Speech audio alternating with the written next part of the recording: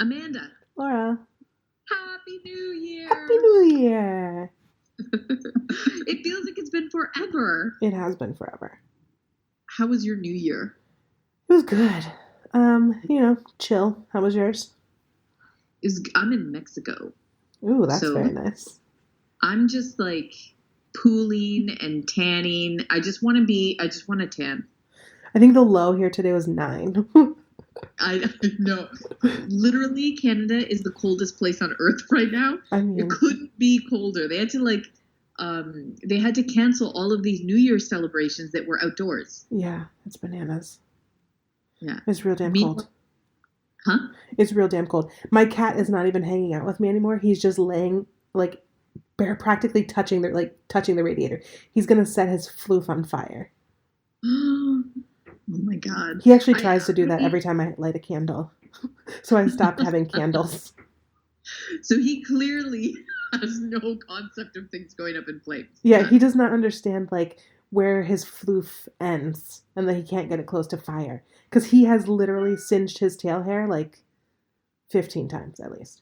Do you think it's just his natural born cat arrogance that like he understands flames, he just doesn't feel like it would ever happen to him personally? Fire can't possibly touch a cat. Maybe. Flame, no flame would set itself upon my furry skin Maybe. He's ever. pretty cute, so I can imagine him thinking nothing would ever hurt him because he's the cutest. Well, you know what I want to hurt? What? My next door neighbors. My next door neighbors are driving me fucking crazy, and they're not even my real neighbors. They're my neighbors in the condo thing that we're staying at. Because okay, so on the bottom floor, they're on the bottom floor, and on the bottom floor, leading out into the patio thing, there's like a whole is the pool area that's like shared between all the units that have that place, and they literally think it's their backyard. They are like yelling at each other from the patio onto the thing. And you know what's crazy is they have kids, but the kids aren't even the loud ones. The adults are like 10 times louder than the children. And I cannot deal with it. Yeah, that's really annoying.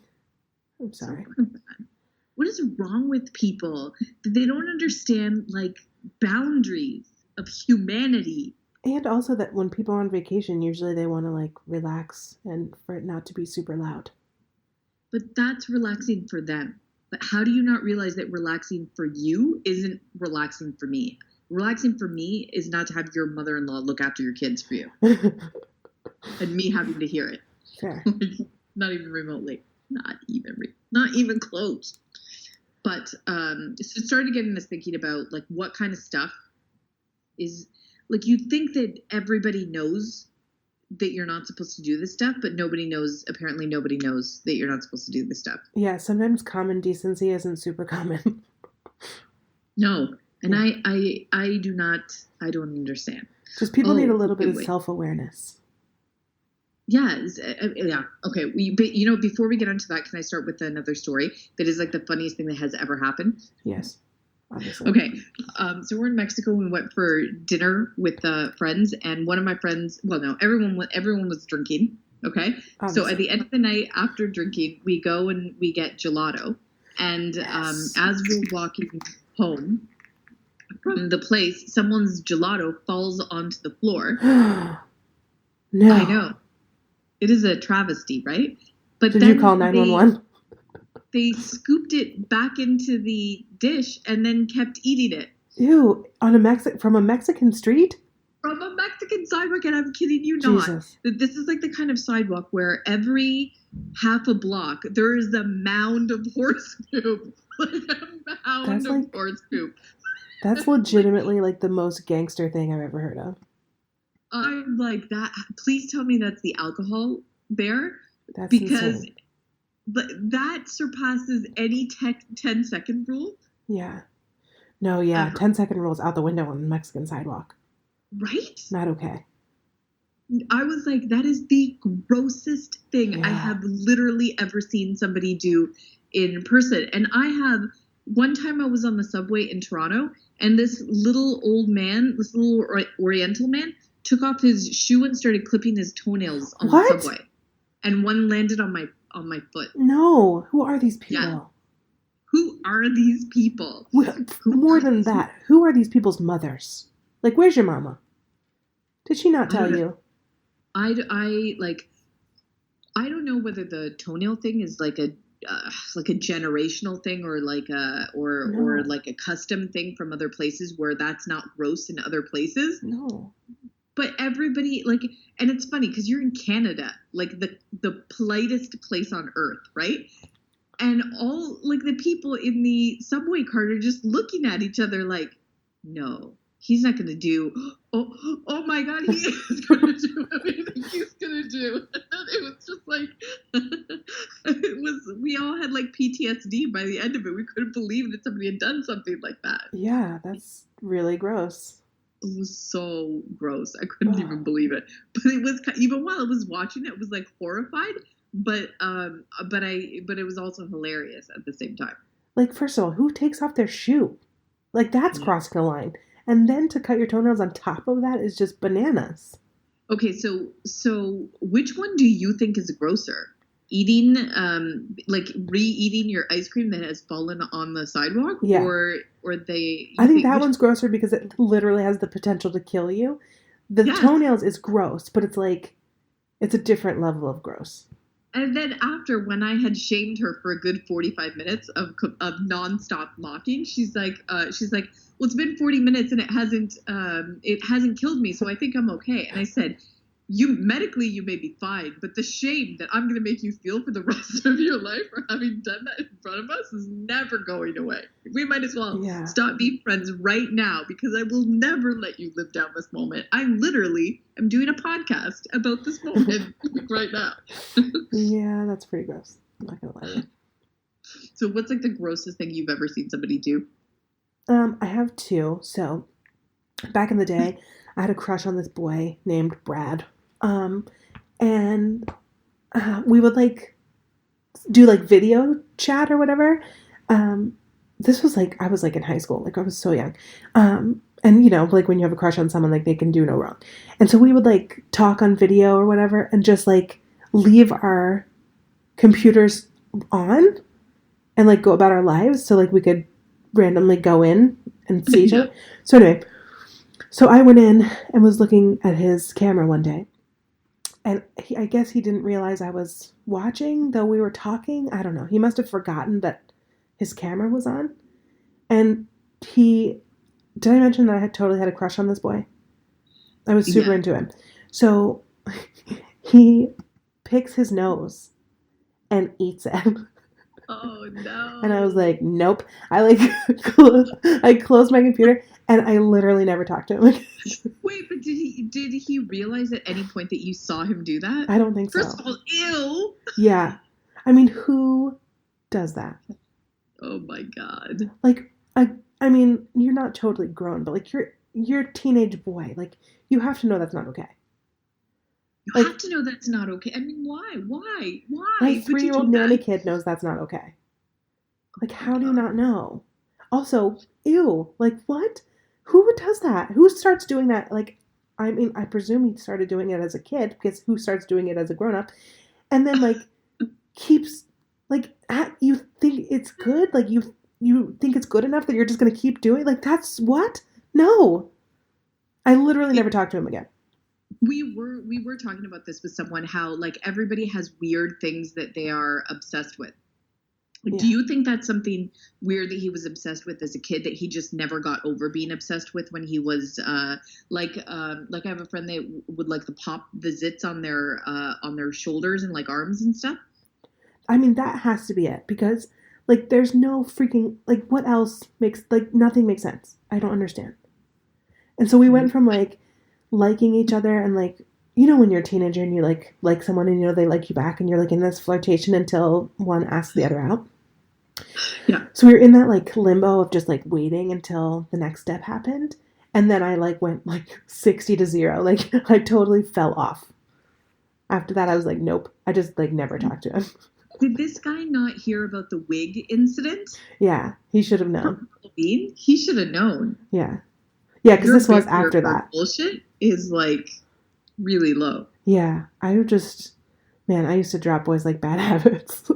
Oh my God! Like clearly, No although if mercy. everyone deserved, so he never knew that you saw him do that. I don't think He didn't so. realize. Yeah, Oh because I my didn't God! I didn't tell anyone for a really long time because I was like I didn't want like him to be embarrassed, Yeah. and I was just like, ew, no. Oh my God. Yeah, That terrifies me. Like, maybe it's soap operas that drilled this into my head, but you know how there's always like a baby monitor? yeah, And then two people are in a room with a baby monitor saying shit that they shouldn't be saying. yeah, Oh, that terrifies me. totally. And there was okay, this thing happened in my apartment where if you were in one bathroom, then in the balcony, everyone could hear what you were saying. What? Yeah, it was really weird. It was like this really weird vent. That's an that- epic design flaw that somebody can hear what's going on in the bathroom. Yes. Like, who thought that was a good idea? Yeah. It was the most bizarre thing. But then people didn't know. But then sometimes you forget to tell them. And then you're all out there in the balcony and somebody's like talking on their phone or doing other things. And you're just hearing stuff you did not want to hear. And that person has to come back and everyone's embarrassed. And it's just horrific. That is like the worst party trick ever. I know. I don't know why I didn't move. Yeah, I would have moved immediately. Immediately. It was so bad. It was so bad. Oh my God. So I started asking other people, and I posted online, like, what's like the grossest thing that you've ever seen somebody do in person? Yeah. And I got some really good stuff back. Oh God. Hit me. I'm mentally preparing myself. Okay, mentally prepare yourself. Make sure and there's then no throw up ones. What? Sorry? No throw up ones. Oh, really? Yeah. Because I have one. I'm not even kidding. No.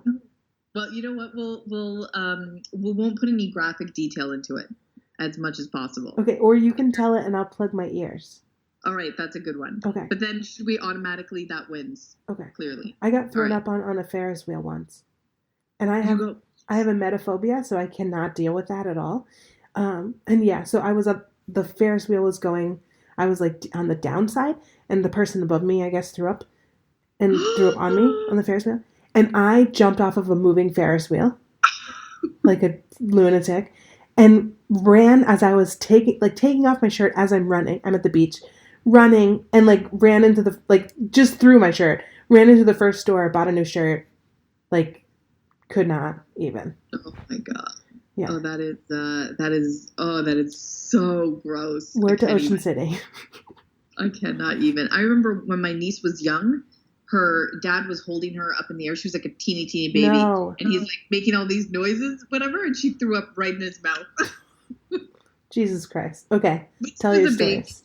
All right, okay. So let me read some of the ones that we have here. My friend Christopher said that he has two friends that are addicted to zit popping videos.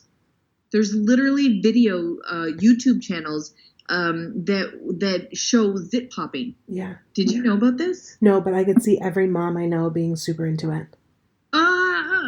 What is it like? As soon as you become a mother, you're like super into popping people's zits.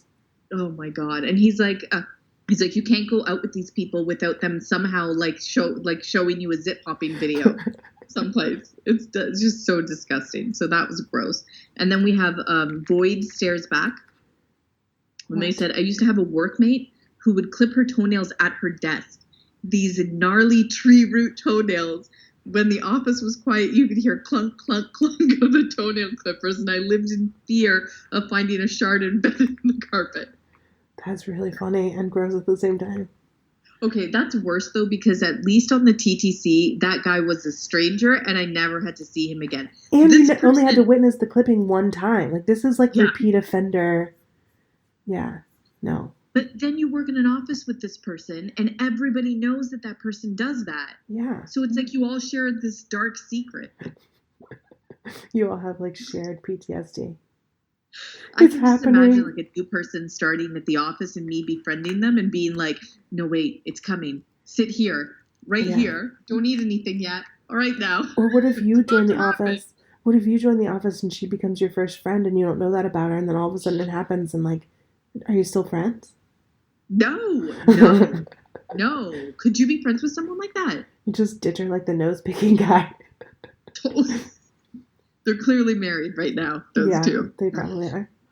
So this did lead to a series of stories from people who work in retail about insane things that I feel like is a whole episode on its own, like Yeah. retail warrior stories and stuff like that. Okay. So Jess tells me about this. They had a huge old grumpy lady who would sit in one of the Starbucks chairs and pee in it and then continue to sit in her urine until people complained about the smell. What? And she did that on multiple occasions Why? in multiple different Starbucks. What? What? I know. I'm like, I'm not okay. I don't understand. Like, what? The second that I asked this question, I felt like people were unburdening themselves. It's like this story needed somewhere to go, and I'm like now passing it on to you. And now I feel like a light has been lifted because they haven't been holding it anymore. So Darren tells me that there's another guy who would hide in their washroom at Starbucks and then show his erect penis to people when they opened the door. Jesus. He even did it to the cops when they called to complain about him. I mean, you gotta draw the line and not do it at the cops. Come on, buddy. Well, he was like 70 years old, apparently. Why? I know. Oh my god. That's less gross and just more sexually deviant. Well, and illegal. I don't even know what to say. Until I made the mistake of asking Brenton, an Australian, this same question. And what happens when you get into a gross off with an Australian? You're never going to win that. Yeah. You never win a gross off with an Australian. Well, I don't know why I even bothered to try. But he, okay, let me see. You know what? They're both gross. So, I'm going to do the puking one first. Do you want to cover your ears? Yeah. Are you sure? Yeah. Do you want to give you a rough outline? No. But then I have no one to feed me Fine, back. just freaking tell me. If you can deal with the baby one, you can deal with this one. Fine, but if I have a panic attack on the air, it's your fault. All right. So he's on a plane. Luckily, it was not a super long plane, but he's on a plane, and he sees the flight attendant start to kind of running from like the back to the thing, and she like bolts it. And she makes it a couple of steps, and then someone was standing up, so she moved to the left, and she turned and she threw up all over him. No. And then he threw up. No, this is my nightmare. This is the reason I don't like to fly. I don't care about the plane crashing. That does not scare me. This is my nightmare. That is literally a nightmare. And Jesus then, Christ. so that's the end of the throwing up part. But Thank then he has God. to sit there for the rest of the flight, and apparently they gave him a flight attendant uniform to wear. So he had to go and change, because you wouldn't stay there like I would jump off the plane. I would ask for a parachute and jump off the fucking plane. I'm like, that flight couldn't have been more than 2 hours, but can you imagine if it was like a really long flight? I would literally ask them to turn the plane around. Yeah. And the smell and the whatever. No, I couldn't. No. Nope. Just bad. Tell me the next one. Bad. Okay, and so then the second story is equally as gross. He said he once went to a nightclub. This is called the nightclub poo story. Oh, God. So when he was 20, he went to a nightclub with a bunch of people. They're all at the nightclub, and there was this guy there who was so messed up on drugs, and he pooed himself in his shorts, because this is Australia, people. Apparently people go to clubs in shorts in Australia, and he pooed himself hard, like on the dance floor, and then apparently he didn't notice what he had done because he was so messed up on drugs. So then everybody like steps back. But instead of realizing it, he just thinks that he's an amazing dancer and that they've stepped back to make a circle for him to dance in. So then he just keeps dancing more, and then the poo goes flying everywhere, and it was just bad. Until they like tackled him and smuggled him out of the place. Oh my God. I know. That kind of wins, right? To be honest, I have one that might be grosser, but I'm not going to tell it on this. Maybe I'll tell it on the bonus episode. All right. Okay. That's fair. It involves a piñata. Oh my God. I don't even know that I want to know how a piñata can be grosser than that, but I'm a little you intrigued. really don't. Also, this story reminded me that I used to be like a punk rock kid. I had many piercings in my face, and I used to go to this like punk rock house full of punk rock kids, and they had ridiculous parties. How this house was not condemned is a miracle. The upstairs bathroom, the toilet only had hot water. So it was like a butt facial when you sat down. It was like steaming hot water. They used to have bands that would play in the quote dining room, which had no furniture, and people would like literally like kick holes in the wall during. It was crazy. So there was this one kid whose name I can't remember, but it was something like Scab or something. It was a really gross name. And he was like at the party, and someone just dared him to pee his pants, and he just was in the middle of the house and just peed his pants. Okay. Yep, there you go.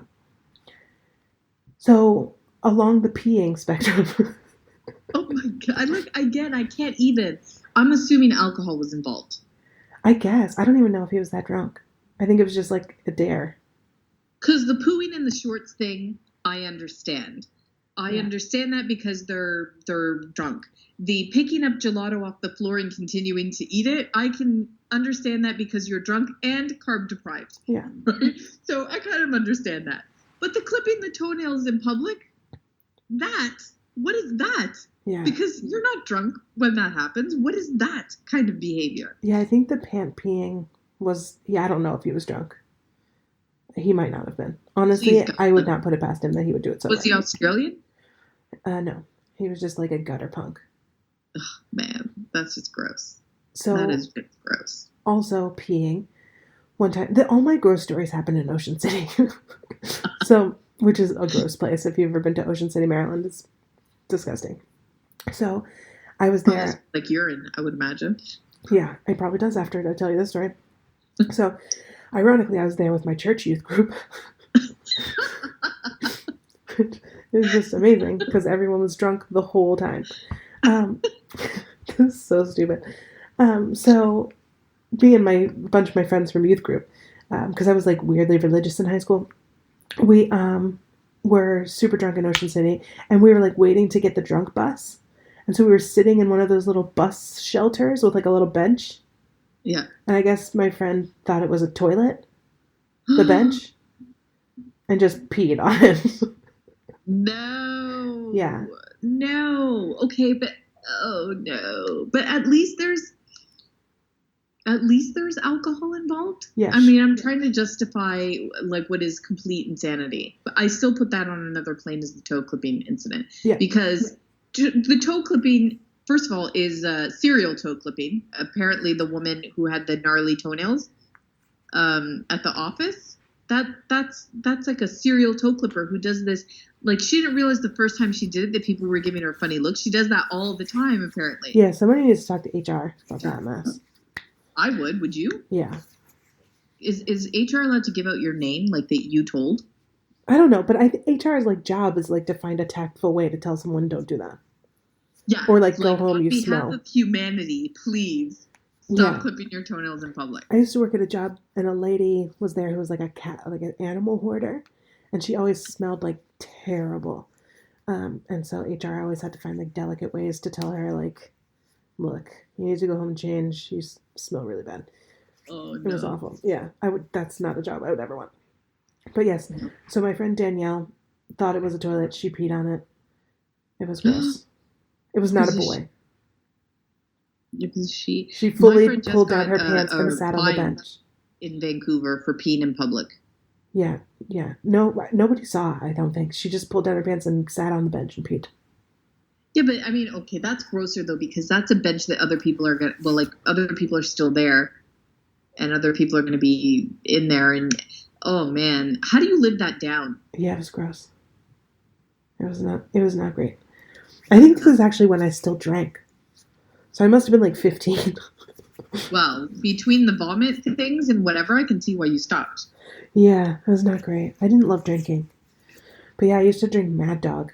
And I feel like I remember drinking Mad Dog on the bus on this particular trip. And we were drunk and we like yelled at an old man for smoking on the bus, and then he chased us home.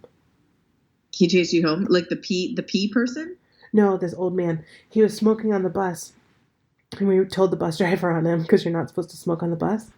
Yeah. And he got mad, and like when we got off the bus, he got off the bus and he followed us.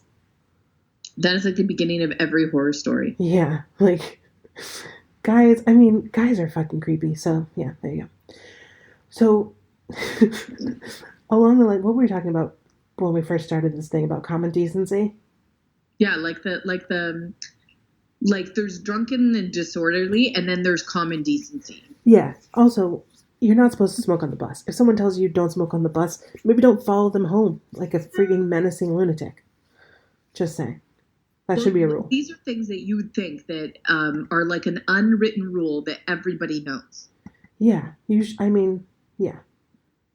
There are a lot of those, though. It seems like people don't know. I don't know. Do you have like your biggest pet peeve of stuff that you're just like, I say it on the podcast a lot. I'm just like, why? Yeah. Like, why does somebody do like something like that? Whenever I'm just so outraged by something that's happening, that I can't believe that somebody is doing something like that. Yeah. I teach, like, a lot of this stuff I'm really conscious of because I'm, like, teaching small humans how to be, like, not assholes. Yeah. So I'm super hyper aware of, like, how to be an asshole and make sure that we don't do that. So I know one that's super common is, like, when you're getting off of an elevator and the person doesn't wait for you to get off before they try to, like, slam their way in there and shove their way in. So, yeah, like, that's literally something my 3-year-old nanny kids do. They press the button on the elevator, they step back 10 feet, they wait and make sure nobody's on the elevator before they get on. And man, there's nothing a 3-year-old loves more than an elevator. So for them to wait, like, that's a really big deal.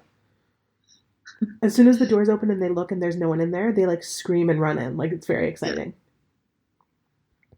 Except for the people that don't. I feel like it's gotten even worse now with cell phones and stuff because people are completely not paying attention to what it is that they're doing. So they're just like zombies, like stepping out of the thing as soon as it opens. Like, that is something that I don't think that people kind of, I don't think a lot of people do that anymore. That's probably like one of my main ones is just like being in like this huge hurry, like that you can't wait, like trying to like there's this one entrance ramp onto the freeway here that like is really long. And there are people in the right lane of traffic who will cut into the entrance lane just to get in front of like 3 more cars. Oh my God. Like, what? Like, wait 5 seconds. Like, how is that going to hurt you? Like, wait 5 seconds till someone gets out of the elevator. Wait 5 seconds till the people who are on the train get off the train before you try to shove your way onto the goddamn train. Like, that's like when people are rude and in a hurry in a situation where being rude and in a hurry is not getting them anywhere faster. It's just making them look like an asshole. So when you're at the airport and like on an escalator, and it's like I have my suitcase, right? And you have these people that will like literally, the ones that are like tall and skinny and there's only room for one person. Yeah. But they always have stairs next to them, right? And you'll have somebody who comes from behind you and is like, "Excuse me," and like goes or wants to go around you. And it's like, this is for people with suitcases that cannot drag their suitcase down a flight of freaking stairs. If you wanted to climb down it, why didn't you just take the stairs? Yeah, especially if you're going down, take the stairs. You can jog downstairs way faster than an escalator can bring you down. Yeah, and some of those stairs at some of those airports, they're terrifying. It's like you're going, so you're going miles underground on this thing. And I have a fear of escalators, right? I have a fear of stepping onto them. Getting off is okay, but getting on and being on them, because I told you that story though, right? Maybe. Remember that story about when we went to a Shakespeare festival type of thing, and it's in this round building, and this was in high school. And they ship in all of these students to watch these Shakespeare plays from all over the place. And I remember being there and seeing this one girl there, like we were in high school, and she's wearing like this sequin dress. And then I remember sitting there and watching somebody fall from the top stair, Oh. boom, boom, boom, boom, boom, all the way down. And then halfway down, her dress went flying up over her head. And it was her. It was the sequence girl. Can I just tell you, this has happened to me? No. I was a cheerleader for like 12 years. And my freshman year cheering, it was during a basketball game. And I went all the way to the top of the bleachers to talk to my friends during a timeout. And then I had to come back down to cheer after a couple of minutes. And so I was going down the risers, and on literally like the second step, I fell and I went, and they were the metal bleachers. So the whole way down I was like, boo, boo, boo. And it was dead quiet because it was a timeout. And so like literally everyone was like, wow, there goes that cheerleader who fell down all those bleachers. Good times. Well, but that's the thing is that you're wearing a cheerleading costume, so there's nowhere to hide. It's like being at a Shakespeare festival, and you're literally the only person there head to toe in sequence. It's like you just set yourself up so that no one is ever going to forget you or that happened. This is like, I don't know how many years later, and I still remember that. Yeah, that was my freshman year, like welcome to high school. Yeah. You're the girl that fell down the bleachers. Good times. Yeah. I like it. Oh, brutal. Also, back to common decency. But aside from like people who are in a big hurry who don't need to be in such a goddamn big hurry, the second one that drives me freaking crazy, and this is why I don't like to go to Whole Foods, is like being aware of your personal space and like your surroundings. Like I hate when people are in the grocery store and you're like coming up next to them and they like there's nowhere for you to go. Like you can't go around them because they're in the middle of the goddamn thing. And they don't even like move. Like, do not realize there's another human being standing. Like, how are you so unaware?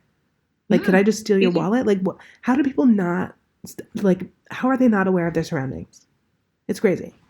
Well, but I don't think that they're not aware of their surroundings. I think that they're so, like, self-aware that they don't care about anything. They don't care about anybody else but themselves. I think they're self-involved, not self-aware. Yeah, because if they were self-aware, they would be aware of where their space, whatever.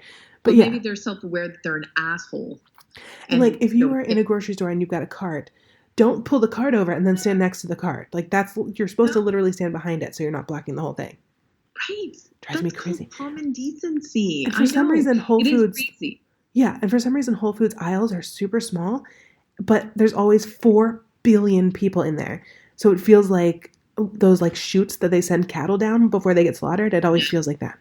Yeah, it's like door hoverers at malls. Yes. Like people always hover in front of doorways. Sometimes they'll do it like in a semicircle. And I'm like, no, this is good. You should stop right here so that I can't go in and no one can come out. That's good. No. Just stand right there. Perfect. Nice. Really good. Yeah. Good choice. I actually read something recently that the exiting through a doorway and entering like a new room in your mind is like the ending of a chapter and the beginning of a new chapter. And so people who like say you are at a store or whatever, and you're trying to like put your money in your wallet, people will often stop at the door to do that because for them, like the task isn't complete until that's done and they can't enter the new space. So that's interesting, but I get that, but I feel like most people know, or at least I'm hyper aware of the fact that if that happens, I move to the side. Yes. So I'm like hyper aware of my space, like how much space I'm taking up at all times. Yeah. Or if blocking avenues or whatever. Totally. Oh, you know what you just said about the chapter thing? That reminds me of a really good quote that I just saw on Tumblr. And it was something like, don't judge me on the chapter of my life that you walked in at this moment, something like that. And I just thought like, oh, that's really, really smart. Yeah. That's a really good quote. If I could only remember the whole thing. That's good enough. I like the summary. It's good, right? When you think of your life like a book with chapters in it. And when you think of it as though this chapter that you're in right now isn't you, it's just the chapter that you're in right now. Yeah. I love that analogy. I thought it was really good. I agree. I like that as well. So speaking of ending chapters, right now it is the first day of the new year, 2018. What do you think about people keeping Christmas lights up past today? You know what? I don't have a intense dislike for people with Christmas lights because I actually like lights.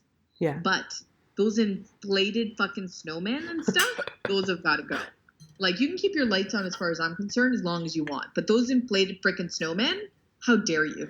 My neighborhood is like famous for those. We have like 1 billion on my street. My neighbors across the street, like you can see their lights from space. They like their whole yard is filled with stuff. It's bananas. That's so wrong. So many levels of wrongness in that. Does it bother you when you see them? Does it bother you more after a certain day? No, I don't really care. Like, I get the holidays are busy. Like, take your time taking that. I'm not judging you. Yeah. No, that's a dumb thing to judge. Yeah. People are busy, man. Who knows what they're going through? I won't harp on that. Exactly. Yeah, I had the craziest holiday ever, so I probably wouldn't get my Christmas lights down in time because the week before Christmas was like the worst week ever. So I get it. One of those years where the December just snuck up on me out of nowhere. Like, I couldn't believe that we were already at the end of the year. Yeah, it felt like it just came out of nowhere so quickly. It totally did. Yeah, it was insane. You know who could use a fresh perspective on the new year? Oh God, who? Matt Damon. Because I know this is old news. Yeah. But I still want to talk about it because this statement, no matter how many times I read it, and his utter lack of any kind of responsibility or self-awareness, like it comes back to me on the fact that men under any circumstances, they never admit responsibility or fault in a situation, right? How hard is it just to say, oh, I misspoke or I was wrong. I didn't think about it that way. But that comment that he made about sexual harassment, do you know which one I'm talking about? Yeah, but read it again. Okay. So he's doing this interview, and I get where it is that he's coming from, which is why I understand it. But I just think that for someone who's apparently as woke as he is, because he is, you would think of him as an ally, right? Like, he's always someone who seems like he's on the side of good rather than like the side of someone who's schmormy. That's why it just makes it worse as far as I'm concerned. So he says, I do believe that there's a spectrum of behavior and that we're going to have to figure out, that there's a difference between patting someone on the butt and the rape or child molestation, right? Both of those behaviors need to be confronted and eradicated without question, but they shouldn't be conflated, right? Right. That's his comment. And what are your thoughts? I mean, I think everyone gets where he's coming from on that, but that attitude is like exactly what people are talking about lately. Yeah. Right? Because no matter what you say after that, no matter how you quantify harassment and assault and all of those things, that's exactly the problem. Like, it's not about that. It's not about one being worse than the other or one being invalidated because the other thing is worse. Like, that's literally the whole point. So I don't know. I mean, I just feel like why are you even talking about it? Like, don't talk about it.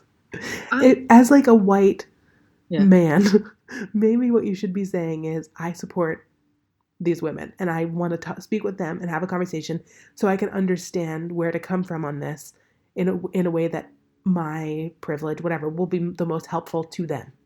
Yeah. Like, that's all you need to say. You don't need to come at it from anywhere. But I don't think he's seen it that way. He's thinking I think that this is what's happening, right? You see Harvey Weinstein and everyone's like, oh yeah, I totally, like, what a monster. Right. And then everybody comes on because he's genuinely a monster, right? And then you're like, oh, Matt Lauer, oh my God. And the dominoes start falling one after one. And until it's like, Ben Affleck, remember when he grabbed Hillary Button's boob on live television? Right. Yeah. And then she told that story years later, but nobody did anything about it. Or when Bette Midler talked about Geraldo Rivera and then nothing happened. This happened years ago, right? That's the thing, is that he can get it to when that person that he's talking about is a monster. He gets it up until there, even though those were monsters that even then he didn't speak out against, right? When he saw them doing it. But when it's his friend and all he's doing is grabbing a boob against somebody's will, then he's like, well, you can't put a boob grabber in the same category as you're putting a rapist. And it's like, well, you can, because the same silence that silences somebody who violates somebody by grabbing their boob or by saying sexist comments or by doing all that stuff is what leads to the thinking that it's acceptable to do and get away with the stuff that Harvey Weinstein. And I don't think that's a leap that's that hard to understand, right? Totally. Yeah, I mean, thinking that you have free will and free access to anyone's body without their consent is the same issue, whether it's rape or just some kind of assault. It's all the same, right? It's the same idea that you feel like someone else's body is your property or yours to touch without their input. I feel like he feels that what they're doing is wrong. He just doesn't feel like they should be punished for it. And meaning he doesn't feel like you should get fired for grabbing somebody's boob and that you shouldn't be worked with again because he doesn't think that that's like a justified punishment for that kind of behavior. Probably because that's the type of behavior that every average guy has either seen someone do and not said anything about it or has done it themselves. Right. Absolutely. And because it's happening to someone who's his friend. Right. I think that's also a point. Because when it happens to someone close to you, you have all of this other empirical evidence that they're a decent human being, right? So it's hard to get this idea in your mind that this person who I know who does all of these wonderful things and who I know is a good person also did this thing that I would think was disgusting if I heard about it from someone else. And so that's really hard to like that dichotomy to get around in your brain. So I get that. But at the same time, like that's something he needs to realize is going on and figure out a way to deal with that before he says something about it and looks dumb. Yeah, that now's not the time to find degrees of punishment. Right. That because there's already been too many little degrees of things, and those little degrees is what led to this problem. There has to be an unquenching no, this is unacceptable from and that from this moment on, the only answer is that this is unacceptable. Right, absolutely, in all forms. Like, yeah, I mean, I have 3-year-old nanny twin kids that are my job. And so I'm teaching them to be decent human beings, which includes covering their mouths when they cough and sneeze, which is a new one for us. We're working on that. And on a daily basis, because they are twins and they are all up in each other's grill all the time, I say, don't touch, so-and-so's body. That is their body, and you're not allowed to touch it unless they say you can touch it. Same goes for them. You're not allowed to touch their body because they're like always, Max is touching me. I mean, it's crazy. Yeah. So we have that conversation about this is someone else's body. This is your body. You can touch your body. Nobody else can touch your body unless you give them permission. It's that simple. Where along the lines do they lose that knowledge? Because it seems like it, at least for a certain part, there comes where that gets wiped out and it's replaced with, like this, like in so many different ways. Doesn't it seem kind of like we're seeing it more and more, all of the ways that we excuse this behavior that's inexcusable and that we try to silence people to not say anything so that it doesn't come forward and that those people don't have to, have consequences for what it is that they did. And it just seems like now it's not even the people that are defending themselves. It's other people who know would be in similar situations. It's all these men defending men. Right. Right.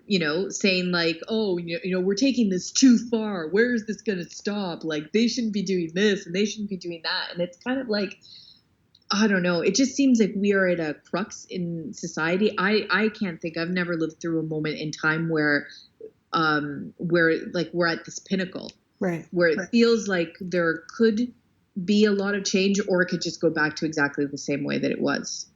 And I think part of the issue with being raised differently is in the past, we definitely would say, keep your hands to yourself. But that was where the conversation ended. It wasn't, this is your body, this is yours. No one else is allowed to come into your space or touch your body. Like that was not the whole conversation. And now we're not just having this conversation with 3-year-olds and telling them not to hit each other. Keep your hands to yourself. This is the conversation we're having with children that we start as toddlers and that we keep having throughout their lives, hopefully. And so hopefully that kind of conversation with children as they're coming up and the more, like right now, they're toddlers. So all they understand is this is your body. No one can touch your body if you don't say so. As they get older, you can expand that conversation with more details that's more age appropriate. And so as they get older, they're learning these lessons that they'll be able to carry with them. So they'll be respectful of other humans, regardless of gender, regardless of orientation, regardless of anything. They'll understand these are boundaries. This is consent. This is what all of this means. So I think that's hopefully going to be the difference. Yeah. And that's, I think, where the problem was in the past was that, yes, we'd have the keep your hands to yourself conversation with toddlers and children, but that's all it was. It was don't hit. It was, don't strike each other. It was never this kind of touch that is sometimes loving is not always loving. You love This American Life, and I love This American Life. And I don't remember whether we talked about this off air or on air, but I know we've talked about this. But you remember that episode that they played really recently where that journalist who was Australian kind of went out in public and confronted men who were catcalling her? Yeah. Did you listen to that one? And that she went back and she kept interviewing this one guy who seemed like a decent guy, right? Right. But that could not get through his brain somehow that catcalling or making suggestive comments or even smacking a woman, a stranger, on the ass, right, was not assault, was not unwarranted. And I just remember at the end of the episode, it's like the 40 minutes or 30 minutes or whatever it is that she had, her saying to him, right? She's like, I don't know how to explain to you what it feels like to have explained to you for now 2 days how this makes me feel. And for you still not to be hearing me. Like, what more do you need? Right. I've given you evidence online. I've done all this stuff and you still don't hear me. It still doesn't get through. She's like, I don't understand as a woman. And this is what I think is one of the best pieces that I've ever heard, because I have never felt that frustration from an interview as much as I did from that piece when I listened to it. Yeah. And I think also what you said at the beginning of that, about how this guy in every other way, he seems like a good person. I think that's something that is a huge problem, right? And this is also to do with racism, because a lot of white people think I'm a good person, so I could never have a racist thought, so I could never have a bigoted thought. I could never do anything, that would put me in that box with like the Nazis and whatever. And I'm a good person. Good people have all of this stuff too. It has nothing to do with how good of a person you are. It has to do with where you were raised, how you were raised, and the things that you've seen be okay in society. That's all. It doesn't have anything to do with your worth as a human being. But if you don't look at it and think, I'm a good human being, but I need to question this thing about myself that's making people question my character, I need to look at that and figure out where that's coming from and why. It doesn't make you a bad person. It's just you need to look at it. That's exactly it. That's exactly it. That when confronted with mountains of evidence that what your behavior is questionable, right, doesn't not having the capacity to self-reflect, doesn't that make you a bad person?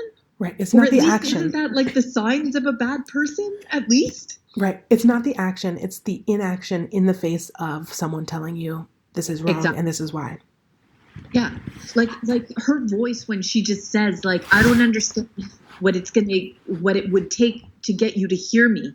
And I was like, oh, there's something about that sentence and the way that she said it in that moment that I was just really impacted by it. Yeah. That reality that, like, and you just want to sit there with Matt Damon and say, what is it going to take? How many stories do you have to hear? How many Me Too tweets do you have to have seen for you to hear what people are saying?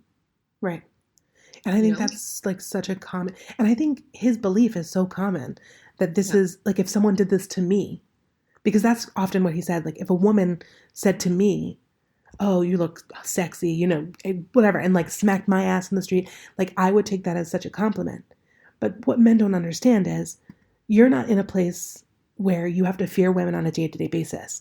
Right. So if a woman touches you without your consent, it's not super threatening.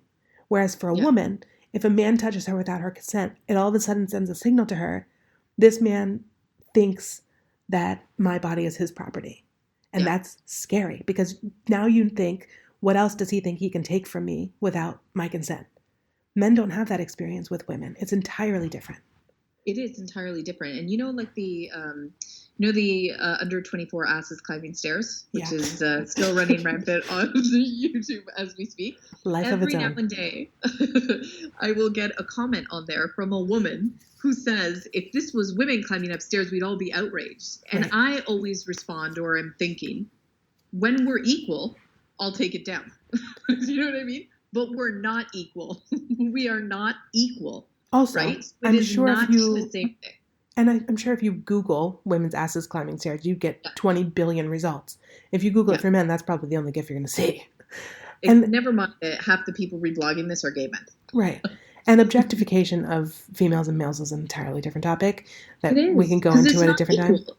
Because it's not even remotely equal. That's that thing is that are there women when that do these things to men, like all of the stuff that we're talking about? There totally is, but it's not even remotely equal. Because when the experience is not equal, the judgment cannot be equal.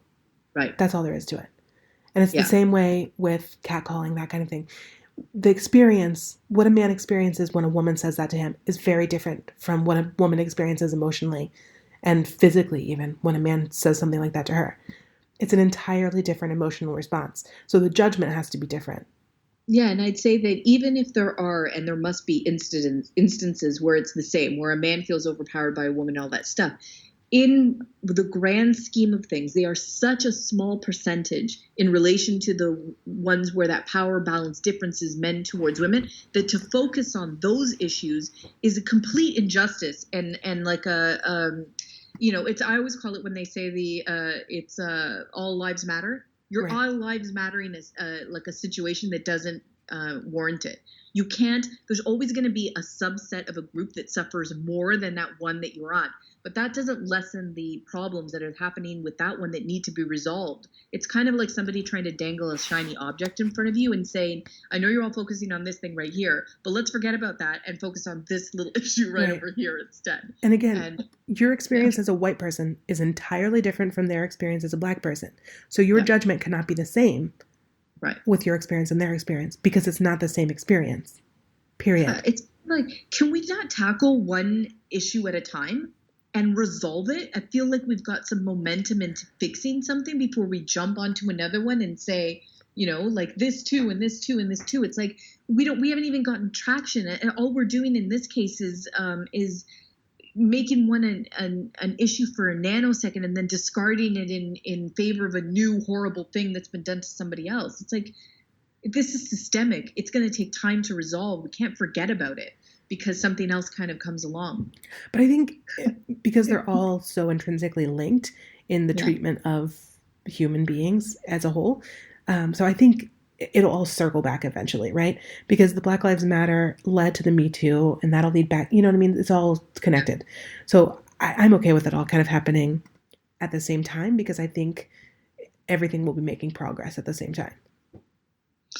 Well, we went deep there. Yeah. But as always, I feel like I love talking about this stuff with you because I feel like I get it like a different perspective, or, I just like it.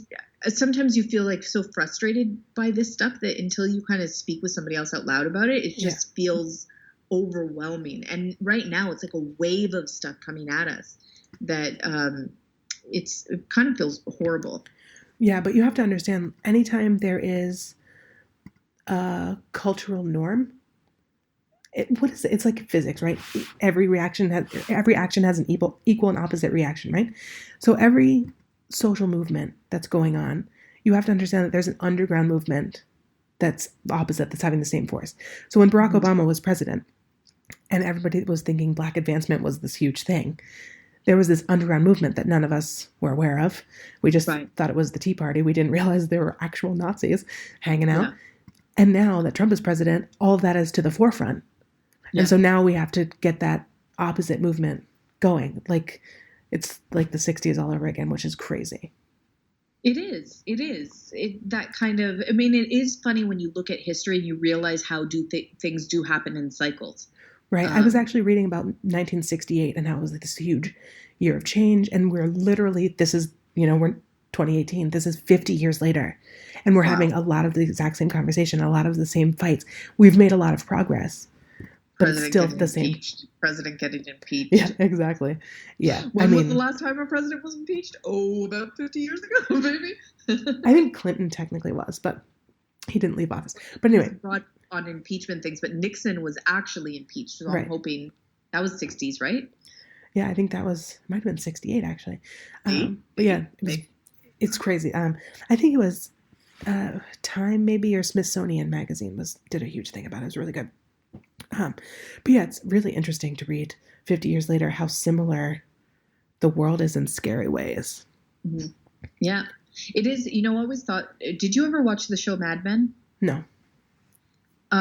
When I watch it, and if you ever do watch it, I think it's on Netflix. Mm-hmm. There are certain parts of it where you watch it where, okay, I remember distinctly this picnic scene. They're having this beautiful picnic scene and they have the scene, whatever. And at the end of it, they just stand up, get their blanket, fling all the stuff on it on the road and leave it there.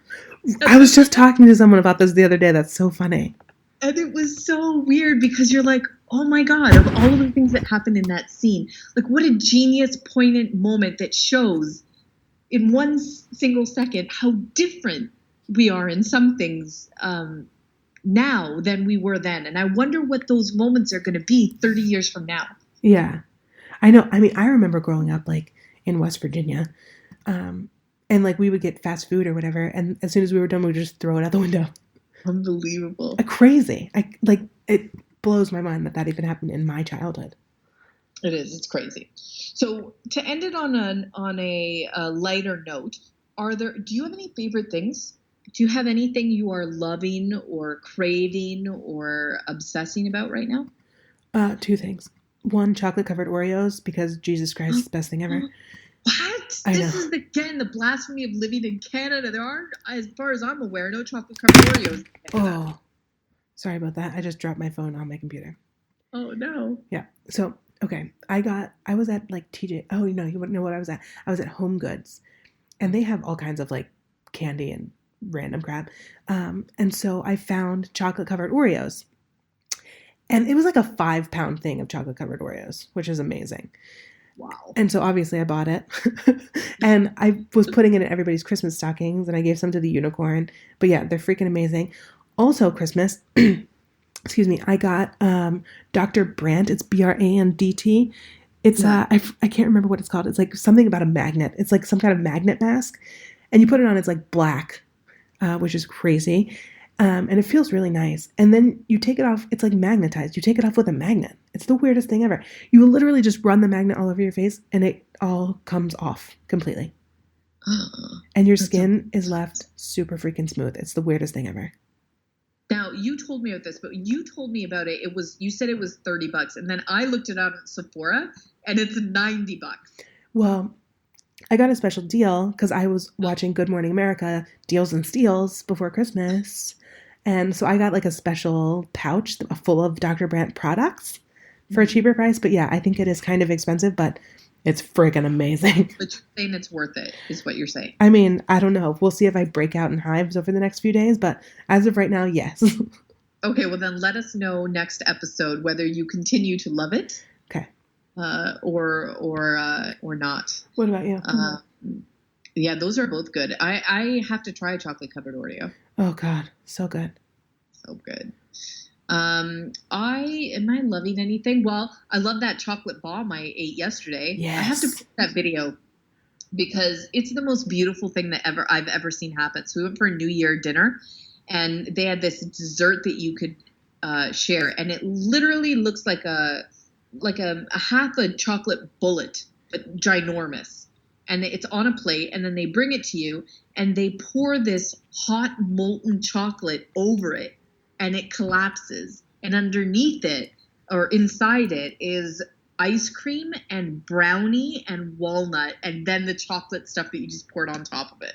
Oh, God, Amanda. I can't even. Yeah, Laura sent me a video of this. She text messaged it to me. It was like porn. It was amazing. It's literally like porn, and I'm telling you, it's you know that scene in When Harry Met Sally where they're like, oh, but Yes. she's happy. Literally, everybody in the restaurant ordered the same thing. Everybody was like, oh, but she's happy. Oh, it was like crazy. Yeah. And then we couldn't even finish it because literally that needed to be shared between like 15 starving people. It was so good. Straight up, it was like theater. Like you should have stood up and clapped after he was done pouring the chai. It was amazing. Yeah, it is theater because I cried while eating it. Yeah, religious experience. And then I immediately sent the video to Amanda, and she's like, oh my God. And I'm like, thank you. I knew you'd understand. Yeah. Call the Catholic Church. It needs to be certified a miracle. I will post it. I will post it because it is a thing of beauty. I don't know how to post it, but I'll find a way. It's incredible. Yeah.